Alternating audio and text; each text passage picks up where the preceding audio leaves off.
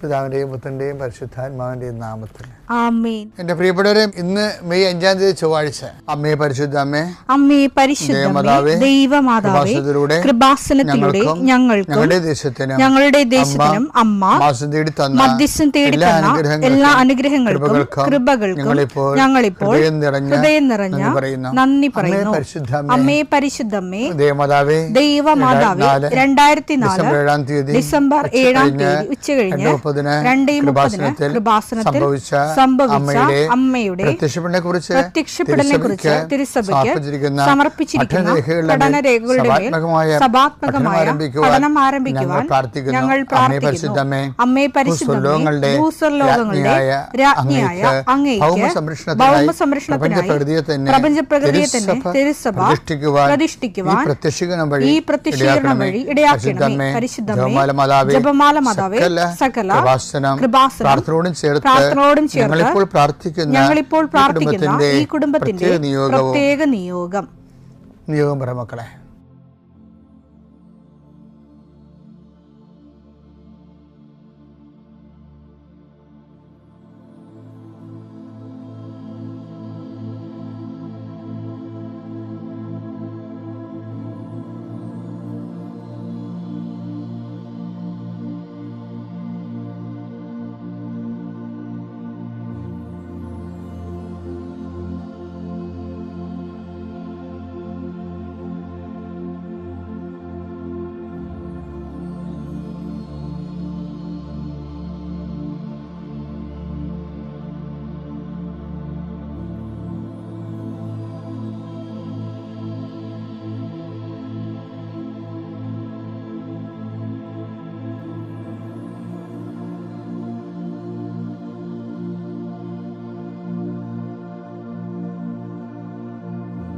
അമ്മയുടെ പ്രത്യക്ഷീകരണത്തിന്റെ ഈ അനുഗ്രഹവേളയിൽ ഞങ്ങൾക്ക് സാധിച്ചു തരുവാൻ കനിയണമേ. ആമേൻ. വിശ്വാസ പ്രമാണം. സർവശക്തനായ പിതാവും ആകാശത്തിന്റെയും ഭൂമിയുടെയും സൃഷ്ടാവുമായ ദൈവത്തിൽ ഞാൻ വിശ്വസിക്കുന്നു. അവിടുത്തെ ഏകപുത്രനും ഞങ്ങളുടെ കർത്താവുമായ ഈശോമിശിഹായിലും ഞാൻ വിശ്വസിക്കുന്നു. ഈ പുത്രൻ പരിശുദ്ധാത്മാവിനാൽ ഗർഭസ്ഥനായി കന്യകാമറിയത്തിൽ നിന്ന് പിറന്ന് പൊന്തിയോസ് പീലാത്തോസിന്റെ കാലത്ത് പീഡകൾ സഹിച്ച് കുരിശിൽ തറയ്ക്കപ്പെട്ട് മരിച്ച് അടക്കപ്പെട്ട് പാതാളങ്ങളിൽ ഇറങ്ങി മരിച്ചവരുടെ ഇടയിൽ നിന്ന് 3-ാം നാൾ ഉയർത്ത് സ്വർഗത്തിലേക്ക് എഴുന്നള്ളി സർവശക്തിയുള്ള പിതാവായ ദൈവത്തിന്റെ വലതുഭാഗത്തിരിക്കുന്നു.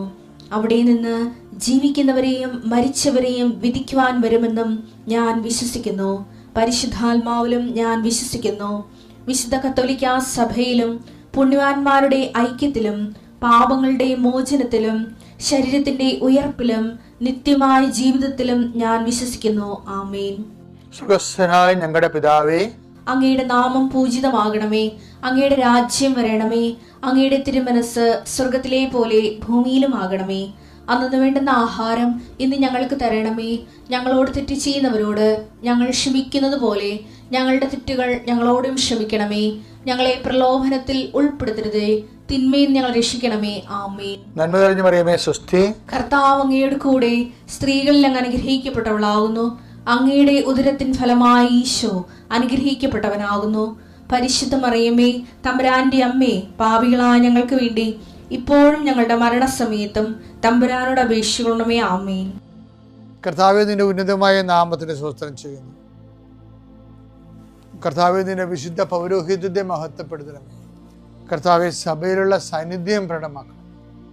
40 വർഷം അർപ്പിച്ച കൃപാന്റെ യുഗതിയായി കൃപാസ്ഥാനത്താരെ ജീവനോടെ പ്രത്യക്ഷപ്പെട്ട പരിശുദ്ധ അമ്മയുടെ മാധ്യസ്ഥത്തിലെ ഞാൻ അങ്ങയുടെ മക്കൾക്ക് വേണ്ടി പ്രാർത്ഥിക്കുന്നു. അമ്മേ, ഈ പ്രഭാതത്തിൽ എത്രയോ പേരാണ് അമ്മേ ഈ ഒരു പ്രാർത്ഥനയ്ക്ക് വേണ്ടി കൊതിച്ച് കാത്തിരിക്കണത്. അവർക്ക് എവിടെ എന്തെല്ലാമോ കാര്യങ്ങളുണ്ട്. ഇന്ന് അവരുടെ കഴിവിൽ നിൽക്കാത്ത കാര്യങ്ങളുണ്ട്. കർത്താവേ, അങ്ങയുടെ മക്കളുടെ കഴിവിൽ നിൽക്കാത്ത കാര്യങ്ങൾ, ആ കാര്യങ്ങളെക്കുറിച്ച് ഓർക്കുമ്പോൾ ഭയവും പേടിയും പ്രയാസവും സങ്കടവും നിരാശയും ഒക്കെ തോന്നുന്ന വിഷയങ്ങൾ, വ്യക്തികൾ, അതെല്ലാം യേശുക്രിസ്തു നാമത്തിൽ ഞാൻ ബന്ധിക്കുന്നു. കർത്താവേ, അങ്ങയുടെ മക്കള് ഇനി സമാധാനത്തിൽ വിട്ടേക്കണമെന്ന് പറഞ്ഞില്ലേ ഈശോ. ഞങ്ങളുടെ ദാസനെ സമാധാനം, എൻ്റെ രക്ഷ ഞാൻ എൻ്റെ കണ്ണുകൊണ്ട് കണ്ടിരിക്കുന്നു. അങ്ങയുടെ ദാസനെ സമാധാനം വിട്ടേക്ക്. സമയം ദീർഘദർശി പറഞ്ഞതുപോലെ അങ്ങയുടെ മക്കൾ ഈ പ്രാർത്ഥനയ്ക്ക് ശേഷം സമാധാനം കണ്ടെത്താൻ ഇടയാക്കണം പ്രാർത്ഥിക്കുന്നു. നിങ്ങളുടെ ജീവിത ചിന്തകള്, നിങ്ങളിന്ന് പോകാനിരിക്കുന്ന ഇടങ്ങള്, സംസാരിക്കുന്ന വ്യക്തികള്, ഒപ്പിടുന്ന പേപ്പറുകള്, എഴുതുന്ന രേഖകള്, എൻ്റെ മക്കള് ജീവിത ഉപായത്തിന് വേണ്ടിയും മേൽഗതിക്ക് വേണ്ടിയും ജോലിക്ക് വേണ്ടിയും ജോലിയുടെ അനുബന്ധ കാര്യങ്ങൾക്ക് വേണ്ടിയും എവിടെയെല്ലാം യാത്ര ചെയ്യുന്നു, ആരെല്ലാം സംസാരിക്കുന്നു, ഫോൺ ചെയ്തിട്ട് എന്തെങ്കിലും ഡേറ്റോ കാര്യമോ തീരുമാനമോ വാക്കോ പ്രവൃത്തിയോ തീരുമാനമോ കിട്ടാൻ വേണ്ടി കാത്തിരിക്കുന്നു. അതെല്ലാം മക്കൾക്ക് അനുകൂലമാവുകയും അത് ഈശോയുടെ നാമത്തിൽ ഞാൻ നിങ്ങളെ അനുഗ്രഹിക്കുകയും ചെയ്യുന്നു. എൻ്റെ കർത്താവേ, മനുഷ്യൻ്റെ ഭീഷണി കാരണം മനസ്സിന് സമാധാനം നഷ്ടപ്പെട്ടവരെ, അവരെ നീ ഏത് ഭവനത്തിൽ പ്രവേശിച്ചാലും ആ ഭവന സമാധാന ആശംസ അറിയിച്ച കർത്താവേ, നിന്റെ നാമത്തിൽ നെഞ്ചിലും നെറ്റിലും മുദ്രവാങ്ങി നിന്റെ നാമത്തിൽ വിശ്വസിക്കുന്ന ഒരു മനുഷ്യനെയും ആരും ഭീഷണിപ്പെടുത്താൻ അനുവദിക്കരുത് കർത്താവേ. അവരെല്ലാം ശത്രുക്കളെ കാണുകയെ വിരുന്നൊരുക്കുന്ന ദൈവത്തിൻ്റെ ശക്തിവിശേഷം നിനക്കായി വിരുന്നൊരുക്കട്ടെ. നിൻ്റെ എല്ലാ ശത്രുക്കളുടെയും മുന്നിൽ നിത്യം പിതാവും പുത്രനും പരിശുദ്ധാത്മാവ് സർവീശ്വര എന്നേക്കും ആമേൻ. എൻ്റെ പ്രിയപ്പെട്ടവരെ, ഞാൻ ഈ ദിവസങ്ങളിൽ ആൾത്താരയിൽ ആൾക്കാരെ പ്രാർത്ഥിക്കുമ്പോൾ ഒരാളെ ഞാൻ കണ്ടുമുട്ടി. അങ്ങയുടെ കയ്യിൽ, പാവപ്പെട്ടവനാടാ, അങ്ങയുടെ കയ്യിൽ കുറേ ആധാരങ്ങൾ ഇരിപ്പുണ്ട്, എല്ലാം ജപ്തിയായിരിക്കുകയാണ്. അപ്പോൾ അയാൾക്ക് എന്തോ എന്നോട് പറയണമെന്ന് തോന്നി. അപ്പം ഞാൻ അയാളുടെ മുഖത്ത് നോക്കുന്നുണ്ട്, ഇയാൾക്ക് എന്തോ സംസാരിക്കാണ്ടൊക്കെ മനസ്സിലായിരുന്നു. അപ്പോൾ അയാളെ പക്ഷേ സംസാരിച്ച് കേട്ടപ്പോൾ ഞാൻ അത്ര എനിക്ക് ഒരു ഹാപ്പി അല്ലായിരുന്നു. ഞാൻ പുള്ളി പറഞ്ഞ ഇതാണ്, എന്നോട് ചോദിച്ചതെന്ന്, അച്ഛാ എനിക്ക് എന്തെങ്കിലും കുറവുണ്ടോ എന്ന് ചോദിച്ചു. അപ്പോൾ പരിശുദ്ധാത്മാവ് എൻ്റെ മനസ്സിൽ ഇൻക്ലിനേഷൻ, ഈ മനുഷ്യനെ അച്ഛന്മാരൊക്കെ കാണുമ്പോൾ ചോദിക്കേണ്ട ഒരു ചോദ്യമാണ്. അതിന് ഞാൻ റെസ്പോണ്ട് ചെയ്തില്ല. ആ ചോദ്യം ഒരു ചോദിക്കാൻ വേണ്ടി എന്തോ ചോദിച്ച പോലെ തോന്നിയ കാരണം റെസ്പോണ്ട് ചെയ്യില്ല. പക്ഷെ അതിനുശേഷം ഞാൻ ആൾക്കാരൊക്കെ പ്രാർത്ഥിച്ചതിന് ശേഷം ഈ അടുത്ത് തിരിച്ചു വന്നപ്പോൾ ഞാൻ പറഞ്ഞ്, നമ്മൾക്ക് എന്തെങ്കിലും കുറവുണ്ടെങ്കിൽ അതെല്ലാം ആ കുറവ് ഉൾപ്പെടെ ഇങ്ങനെ ഓരോ കുറവുകളും എടുത്ത് ഇപ്പം നമ്മൾ ഹിറ്റൊന്നും സാരമില്ലേ, ഹിറ്റ് അത് ഈ പാറ്റയിലേക്ക് അടിക്കണ സാരമില്ലേ, അപ്പം ഇങ്ങനെ ഈ കൊമ്പും കോലൊക്കെ വെച്ചിട്ടിരിക്കണേ. അപ്പോൾ നമ്മൾ അത് അടിക്കുമ്പോൾ പാറ്റയും ചാകും, അതിൻ്റെ അടി പല്ലി ഉണ്ടെങ്കിൽ പല്ലിയും ചാകും, വേറെ എന്തെങ്കിലും ജീവികളൊക്കെ ഉണ്ടെങ്കിൽ അതൊക്കെ ചത്തു പോകും. അപ്പോൾ പല്ലിക്ക് ഒരു ഹിറ്റ് പോലെ ഒരു സ്പ്രേ, പാറ്റയ്ക്ക് വേറെ സ്പ്രേ, പഴുതാരയ്ക്ക് വേറെ സ്പ്രേ, അങ്ങനെയൊന്നുമില്ല. ഉടമ്പടി എന്ന് പറഞ്ഞാൽ എല്ലാ സാധനത്തിനെയും ഞാൻ പറഞ്ഞു, നിങ്ങൾ വൃത്തിമേനായിട്ട് ഉടമ്പടി ഒന്ന് ചെയ്യും. അപ്പോൾ എന്തിനും കുറവുണ്ടെങ്കിൽ ഓട്ടോമാറ്റിക്കായിട്ട് അത് പരിഹരിക്കും. അല്ല ഓരോ സാധനത്തിനും ഓരോ കുറവിന് ഓരോ സൊല്യൂഷൻ പറഞ്ഞിട്ട് കാര്യമില്ല. അങ്ങനെയൊക്കെ പറയുന്നവരുണ്ടായിരുന്നു. ആ കാലം കഴിഞ്ഞു. നമ്മൾ ദൈവതിരുസന്നിധിയിൽ എന്താ നമ്മൾ ചെയ്യണത്? കർത്താവുമായിട്ട് ഒരു എഗ്രിമെൻ്റ് ചെയ്യാൻ, അല്ലേ? അപ്പം തന്നെ നമ്മൾ ദൈവമായിട്ടാണ് ചെയ്യണത്. അത് അതർ പേഴ്സൺ ആരാണ്? ദൈവമാണ്. ഇപ്പം ദൈവമായിട്ട് ഒരു എഗ്രിമെൻ്റാണ് ചെയ്യണത്. അല്ല നമ്മളിങ്ങനെ ദൈവത്തോട് തിരുസന്നിധിയിൽ കൂദാശകൾ ഒന്നും എഗ്രിമെൻ്റ് അല്ല. അത് നമ്മുടെ വ്രതം നമ്മൾ എടുക്കണതാണ്. ഇപ്പം അനുസരണം എന്ന വ്രതം അത് നമ്മൾ എടുക്കണത്. അത് നമ്മൾ ഏകപക്ഷീയമായിട്ട് ആ വ്രതം എടുക്കുകയാണ്. നമ്മൾ വി ടേക്ക് ദാറ്റ് വൗസ്. ഉടമ്പടി എന്ന് പറഞ്ഞൊരു വൗസ് എടുക്കലല്ല ശരിക്കും പറഞ്ഞാൽ. ആൾക്കാർ അങ്ങനെ ധരിച്ചിട്ടുണ്ട്. അതായത് ചില അച്ഛന്മാരോടൊക്കെ നമ്മൾ പറയും, അച്ഛനെ ജോസഫിനെ കാണാൻ വേണ്ടി വന്നാണെന്ന് പറഞ്ഞു. അപ്പം ഞാൻ അച്ഛന്മാരാണെങ്കിൽ ഞാൻ ചോദിക്കും, നിങ്ങൾ ഉടമ്പടിയിലാണോ എന്ന് ചോദിക്കുമ്പോൾ ഇല്ല, ഉടമ്പടിയൊന്നുമല്ല. അപ്പോൾ നമ്മളൊക്കെ ഉടമ്പടിയിലല്ല അച്ഛാ എന്ന് എന്നോട് ഇങ്ങനെ ചോദിക്കും.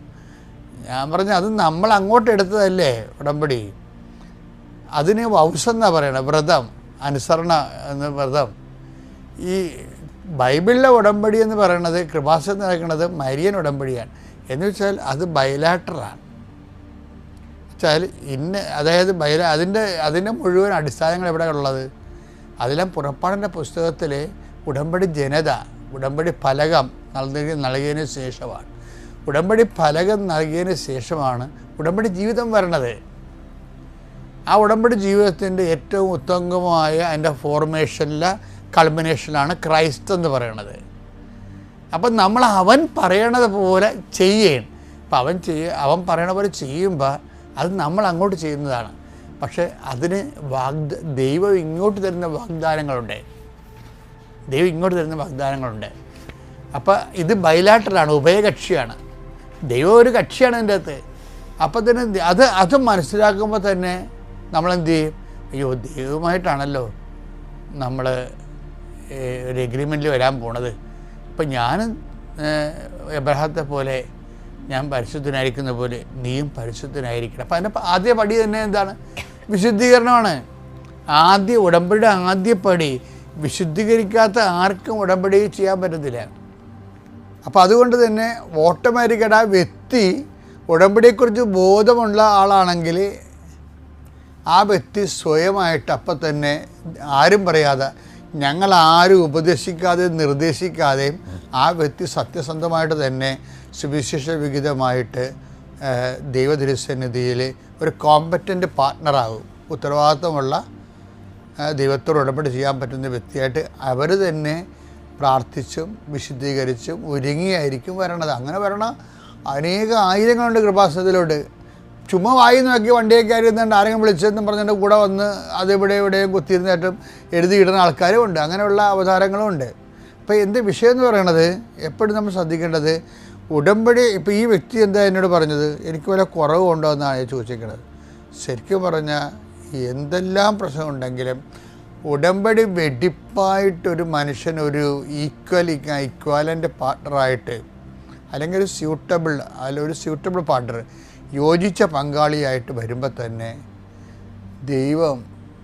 ദൈവത്തിൻ്റെ വാഗ്ദാനങ്ങൾ നമ്മൾ കൃപാസനത്തിൽ വരണമെങ്കിൽ തന്നെ ദൈവം പാലിക്കാൻ തുടങ്ങും. എന്താ കാര്യം? നമ്മൾ പാലിക്കുമെന്നുള്ളതും ഉടമ്പടിയുടെ വൃത്തിയും മെനയുമുള്ള ഈക്വൽ പാർട്ട്ണർ ആകുമെന്നുള്ളത് ദൈവത്തിന് നേരത്തെ അറിയാതെ കൊണ്ട് അങ്ങനെയുള്ള ഒരു തീരുമാനം എടുക്കുമ്പോൾ തന്നെ വീട്ടിൽ വെച്ച് തന്നെ അതിൻ്റെ അനുഗ്രഹങ്ങൾ തുടങ്ങും. അതുകൊണ്ട് പല ആൾക്കാരും ഉടമ്പടി അപ്പോൾ ഈ മനുഷ്യൻ കുറവുണ്ടോ എന്ന് ചോദിച്ചപ്പോൾ ഞാൻ അയാളോട് ചോദിച്ചതെന്നറിയാമോ, നിങ്ങളാദ്യം ഉടമ്പടി എടുക്കണത് എന്തിനാണ്? യേശുക്രിസ്തുവിനെ നമ്മുടെ പക്ഷത്താക്കാൻ വേണ്ടിയാണ്. എന്താ കാര്യം? യേശുക്രിസ്തുവിനെ എന്തിനാണ് നമ്മൾ പക്ഷത്താക്കണത്?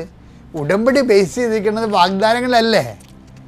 അപ്പം സകല വാഗ്ദാനങ്ങളും യേശുക്രിസ്തുവിൽ അതേന്ന് തന്നെയാണ്. 2 കൊരിന്ത്യർ 1:20 ദൈവത്തിന്റെ സകല വാഗ്ദാനങ്ങളും ദൈവത്തിന്റെ സകല വാഗ്ദാനങ്ങളും ക്രിസ്തുവിൽ അതേന്ന് തന്നെയാണ്. അതുകൊണ്ട് തന്നെയാണ് ദൈവമഹത്വത്തിന് അവൻ വഴി ഞങ്ങൾ ആമേൻ പറയുന്നു, ഞങ്ങൾ യേശു പറയുന്നത്. അപ്പോൾ ദൈവത്തിൻ്റെ സകല വാഗ്ദാനങ്ങൾ ക്രിസ്തുവിൽ അതേം തന്നെയാണ്. അപ്പോൾ ഞാൻ ഈ മനുഷ്യൻ എന്താ എന്നോട് ചോദിക്കണത്, എനിക്ക് വല്ല കുറവുണ്ടോ എന്ന്. അപ്പോൾ ഞാൻ എന്താ പറയണത്, നമ്മൾ ഉടമ്പടി എടുക്കണത് എന്തിനാണ്? അതിൻ്റെ ഫസ്റ്റ് ബേസിൽ തന്നെ കുറവെല്ലാം മാറും. എന്താ കാര്യം? നമ്മൾ ദൈവത്തോട് ഉടമ്പടി ചെയ്യാൻ പറ്റുന്ന ഒരു ഈക്വൽ പാർട്ട്ണറായിട്ടും ഇക്വലൻ്റ് അതിന് തക്ക ഒരു പങ്കാളിയായിട്ടും നമ്മളെ തന്നെ വിശദീകരിക്കുമല്ലോ. അപ്പോൾ ഉടമ്പടിയുടെ ഉദ്ദേശം എന്താണ്? ക്രിസ്തുവിനെ പക്ഷത്താക്കുക എന്നുള്ളതാണ്. എങ്ങനെയാണ് ക്രിസ്തുവിനെ പക്ഷത്താക്കാൻ കാരണം എന്താണ്? ഈ ഉടമ്പടി ബേസ് ചെയ്തിരിക്കുന്ന മുഴുവൻ ദൈവത്തിൻ്റെ വാഗ്ദാനങ്ങളിലാണ്. അപ്പം സകല വാഗ്ദാനങ്ങളും യേശുക്രിസ്തുവിൽ അതേം തന്നെയാണ്. അപ്പോൾ യേശുക്രിസ്തുവിനെ കിട്ടിയാൽ നമുക്ക് സകല വാഗ്ദാനങ്ങളും അതിൻ്റെ അകത്ത് ഇൻക്ലൂഡഡ് ആണ്. അത് എല്ലാം ഓരോ കാര്യത്തിന് വേണ്ടി നമ്മൾ പറയേണ്ട കാര്യമില്ല. ഇപ്പോൾ 6 കാര്യങ്ങൾ ഉടമ്പടി പറയണമെങ്കിലും ഒരു 60,000 കാര്യങ്ങളും യേശുക്രിസ്തു അതാണ്. ഇനി നമുക്കെതിരെ വരാൻ പോകുന്ന ശത്രുത പോലും അല്ലെങ്കിൽ പലതരം പൈശാചിക പീഡകൾ പോലും എന്താണ് മനുഷ്യൻ പേടിക്കണ എല്ലാ കാര്യങ്ങളും അതല്ലേ ബൈബിൾ ചോദിക്കണത്. ഈ യേശുക്രിസ്തു നമ്മുടെ പക്ഷത്താണെങ്കിൽ റോമർ 8:31 ഇതിനെക്കുറിച്ച് നാം എന്താണ് പറയേണ്ടത്? ദൈവം നമ്മുടെ പക്ഷത്തെങ്കിൽ ആര് നമുക്ക് എതിര് നിൽക്കും? അപ്പം നമുക്ക് അവരെതിരാണ് ഇവരെതിരാണ് സാത്താൻ്റെ പ്രവർത്തനമാണ്, കുടുംബത്തിൽ സമാധാനം ഇല്ല എന്നൊന്നുമല്ല പ്രശ്നം. മറിച്ച് നമ്മൾ ഉടമ്പടിയിലേക്ക് വരുമ്പോൾ നമ്മൾ തന്നെ നമ്മളെ സ്വയം വിശുദ്ധീകരിച്ചുകൊണ്ട് കർത്താവുമായിട്ട് ഉടമ്പടി ചെയ്യാൻ വേണ്ടിയുള്ള യോഗ്യത നേടിക്കഴിഞ്ഞാൽ യേശുക്രിസ്തു നമ്മുടെ പക്ഷത്താകും. യേശുക്രിസ്തു സകല വാഗ്ദാനങ്ങളും യേശുക്രിസ്തു അതേ തന്നെ ആയതുകൊണ്ട് യേശുക്രിസ്തുവിൽ നമ്മുടെ പക്ഷത്താണെങ്കിൽ ആര് നമുക്കെതിരെ നിൽക്കും? അപ്പോൾ എന്താ ഇത്രയും പറയാൻ കാര്യം, ആ മനുഷ്യൻ്റെ കയ്യിലൊരു തകിട് കുപ്പി ഇരിപ്പുണ്ടായിരുന്നു. ആരോ എന്തോ അദ്ദേഹത്തിന് അതിൻ്റെ പറമ്പിൽ ചെയ്തിട്ടുണ്ട്, അതുകൊണ്ടാണ് പറമ്പൊന്നും വിറ്റുപോകാത്തതെന്ന് നമ്മൾ ധരിക്കണത്. അപ്പോൾ ഞാൻ കൊടുക്കുന്ന മറുപടി എന്താ കൊടുക്കണത്? നിങ്ങൾ യേശുക്രിസ്തുവിനെ പക്ഷത്താക്കൂ, എന്നാൽ പിന്നെ ആരും നമുക്ക് എതിർ നിൽക്കുന്നതന്നെയല്ല, എതിർപ്പുണ്ടെങ്കിൽ തന്നെ അത് നിർവീര്യമായി പോയിക്കോളും. അപ്പോൾ ഉടമ്പടി യേശുക്രിസ്തുവിനെ പക്ഷത്താക്കുന്ന വലിയ പദ്ധതിയാണ്. യേശുക്രിസ്തു പക്ഷത്തായി കഴിയുമ്പോൾ പിന്നെ എന്താണ്? ആരും നമുക്ക് എതിര് നിൽക്കാം. പിതാവിൻ്റെയും പുത്രൻ്റെയും പരിശുദ്ധാത്മാവിൻ്റെ നാമത്തിൽ.